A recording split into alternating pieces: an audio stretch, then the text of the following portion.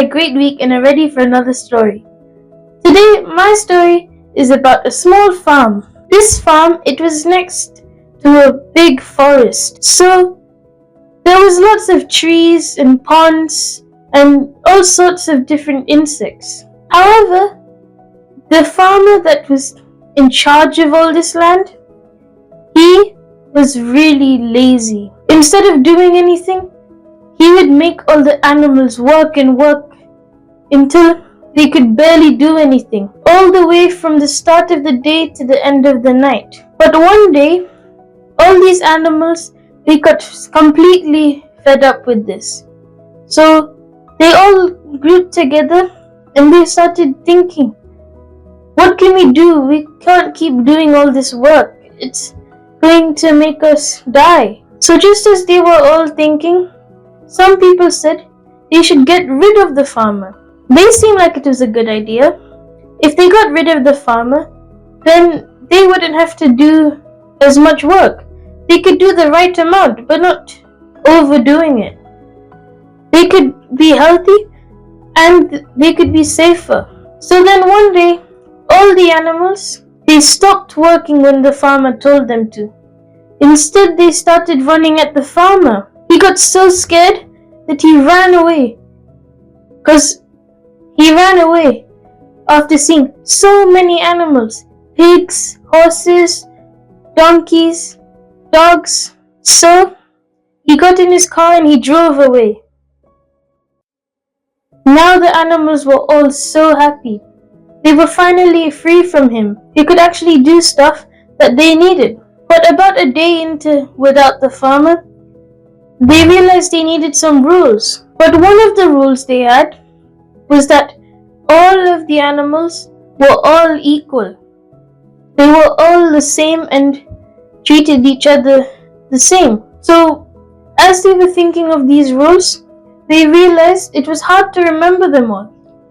So they needed to write it down somewhere. But these were animals, none of them knew to read. But, however, there was one pig among all the animals, and he knew how to read.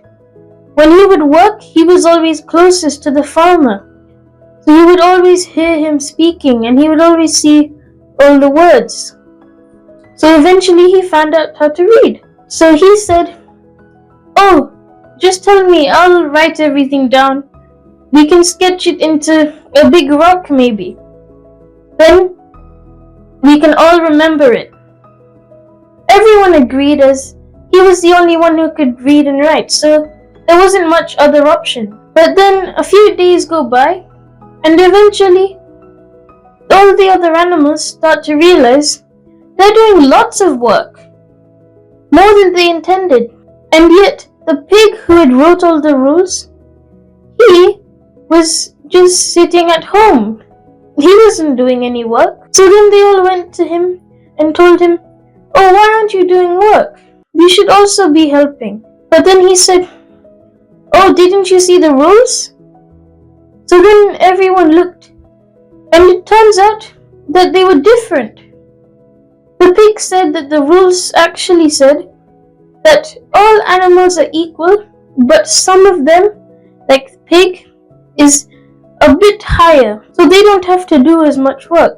All the other children were learning how to work and feed everyone else. But these pigs' children, they were just sitting at home. They didn't learn anything. But none of these animals knew how to change these rules. They couldn't do anything. So now they realized they were in an even worse place than before. At least the farmer, he would also do a tiny bit of work. He would also feed them a lot, and he would also let them sleep comfy. But this pig, he took the nicest place in the entire farm, all to himself and his family. He took most of the food and made everyone else have just a small piece. So all these animals, they had no idea, just because none of them knew how to read or write. None of them had an education, which is why it's important that we all also pay attention when we might be learning something. Otherwise, if we don't learn it, then other times, if there's a problem, It's better to learn it than to need it and you don't know it. So we all need to remember as we go to the week that in school or anything, that we always need to think of it as a good thing to learn. Yes, you might have to wake up early, and yes, you might get homework.